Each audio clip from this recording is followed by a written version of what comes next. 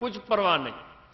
مرغیاں ہیں گھر میں، ان کی کچھ پرواہ نہیں. پرندے پال رکھے، ان کی کچھ پرواہ نہیں. لیکن میرے آقا انعامدار حضرت صلی اللہ علیہ وسلم نے ہمیں جو درس دیا ہے وہ سوچنے اور عمل کرنے کے قابل ہے.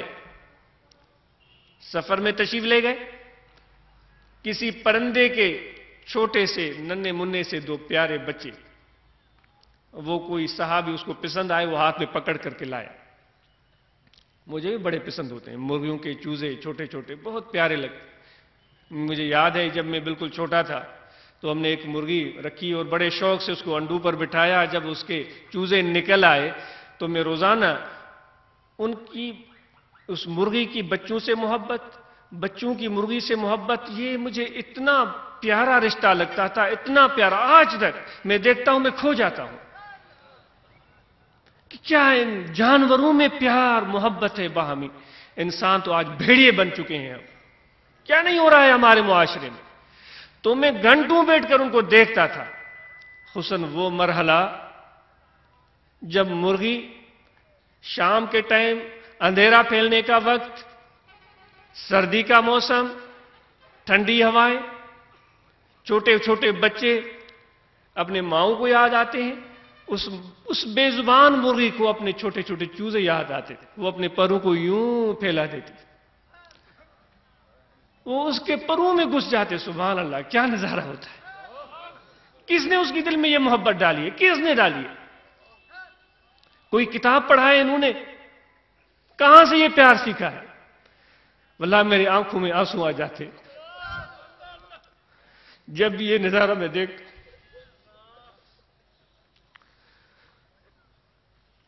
جب ہم اللہ نے نصیب کیا حرم کعبہ میں پہنچے تھے، دوست میرے ساتھ یہاں بھی میرے ہم سفر ہیں، وہ موجود ہیں یہاں بیٹھے ہوئے. واللہ ایک گرمی کا موسم تھا. ہم رکن یمانی کی طرف سے مطاف میں بیٹھے ہوئے تھے. غالباً رمضان شریف کا، گرمی کا موسم نہیں تھا، رمضان شریف کے دن تھے. تو وہ خانہ کعبہ کا سایہ، وہ سورج غروب ہونے کی وجہ سے وہ خانہ کعبہ کا سایہ آہستہ آہستہ آگے پھیل رہا تھا. تو ایسا انعام اور احسان ہوا کہ وہ آہستہ آہستہ بڑھتے بڑھتے وہ سایہ ہمارے اوپر بھی آ گئے. تو میرے ساتھ جو دوست بیٹھے ہوئے تھے، میں نے کہا یہ رحمت الہی ہے. دیکھو جس طرح کہ وہ مرغیاں اپنے چھوٹے چوزوں کو اپنے پروں میں چھپا لیتی ہیں، اللہ کی رحمت نے آج ہمیں اپنے پروں میں چھپا لیا ہے. کتنے خوش قسمت ہیں ہم. مجھے وہی تحفظ محسوس ہو رہا تھا جو ایک چھوٹا چوزا بلک اس سے بھی بڑھ کر اپنی مرغی کے، ایک بے زبان بے سمجھ مرغی کے پروں میں محسوس کرتا ہے، اس میں چھپ جاتا ہے. تو میں وہی تحفظ وہاں محسوس کر رہا تھا. وہ رحمت الہی کی کرنیں، وہ احساس دل میں آ رہا تھا. آنکھوں سے آنسو روا تھے اور ایک عجیب سرور مل رہا تھا.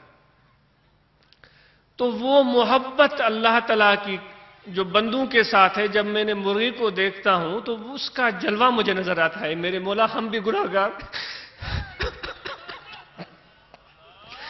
بلا تشبیہ بلا تمثیل،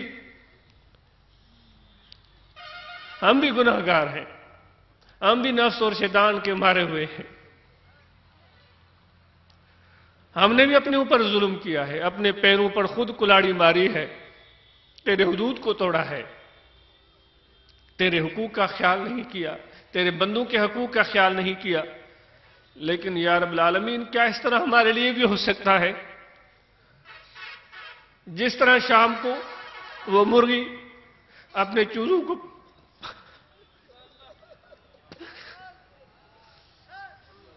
چھپا لیتی ہے، تیری رحمت تو بہت بڑی ہے.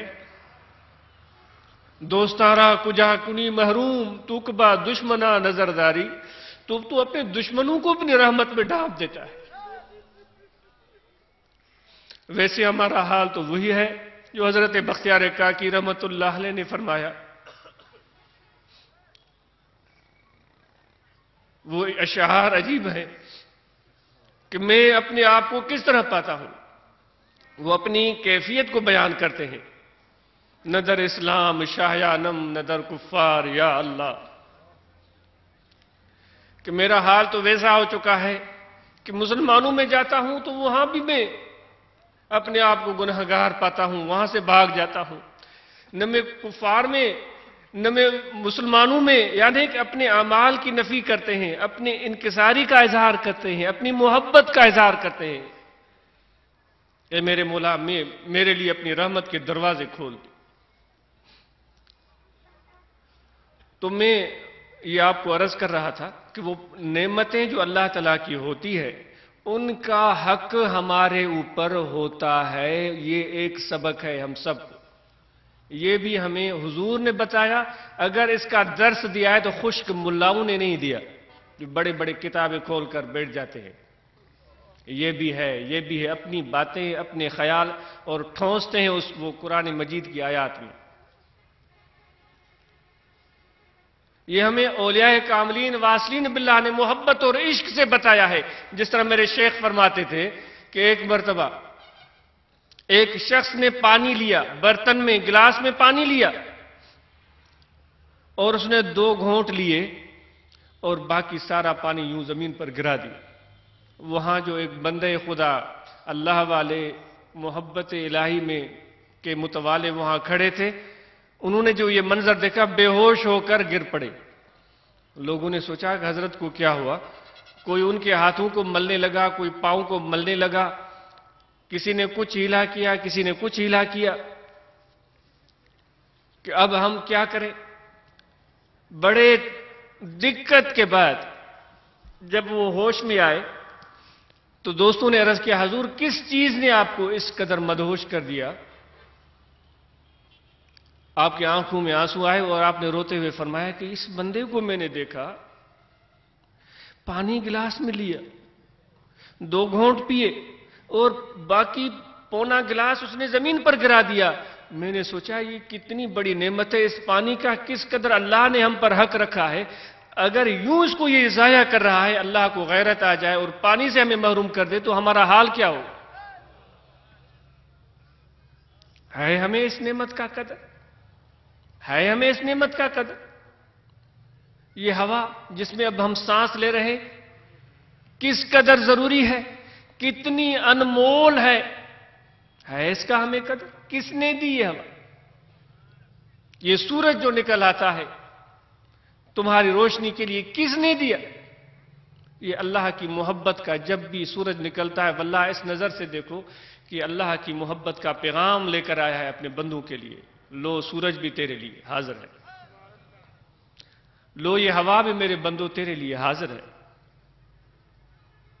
لو یہ پانی بھی تیرے لیے حاضر ہے. لیکن ہم کیا کر رہے ہیں؟ مولانا حضرت شاہ بٹائی رحمت اللہ علیہ کا مشہور شعر ہے کہ جب آپ جا رہے تھے حج کے لیے، وہ شعروں میں بیان کیا ہے، وہ شعر تو مجھے نہیں یاد آ رہا ہے. تو ان کو پیاس لگی، ایک چھوٹے سے ندی کے کنارے بیٹھ کر آپ نے پانی پیا، منہ دھویا اور بیٹھ کر. اتنے میں دیکھا دور سے بکریاں دوڑتی ہوئی آئیں، بہت پیاسی تھی، بہت پیاسی تھی. پانی کو دیکھا تو ان کا ہوش جاتا رہا، جا کر پانی پر ڈہ گئے، گھٹنوں کے بل گر گئی اور بڑے تیزی سے وہ پانی کو پینے لگی. جب وہ پانی پی کر فارغ ہوئی، ان کا ہوش یا یہ کہا جائے پیاس ختم ہوئی، ہوش بحال ہوا تو بڑے مزے سے وہاں کھڑے ہو کر جگالی کرنے لگی اور وہیں پر مینگنیاں گرانے لگی اس پانی میں اور وہیں پر پیشاب کرنے لگی. شاہ صاحب کی آنکھوں میں آنسو آ گئے. اللہ والوں کی رمزی کچھ اور ہوتی ہے. ہم تو ظاہر پرست ہیں، ہم تو ظاہر پرست ہیں. چاہ دال چاہ بسم اللہ، حلوے کھائण لا موہانڈو کھپے، اسانجو منہ نہ موہانڈو وری بڑھايو اشک بن جن. شاہ صاحب کی آنکھوں میں آنسو آ گئے اور کہنے لگے میرے پروردگار کیا نظارہ تو نے مجھے دکھایا. پیاسی تھی، پانی کے لیے مر رہی تھی، پیٹ بھر گیا تو پانی کی بے قدری شروع کر دی. اے عبد اللطیف تو بھی وہاں مدینے تو جا رہا ہے، وہاں حاضری تو دے گا. یہ تو نہیں کہ دیکھنے کے بعد تمہارا بھی پیٹ بھر جائے اور وہیں پر تم بھی بے ادبی شروع کر دو. پھر انہوں نے کہا گولیا گولیا ملہاں شل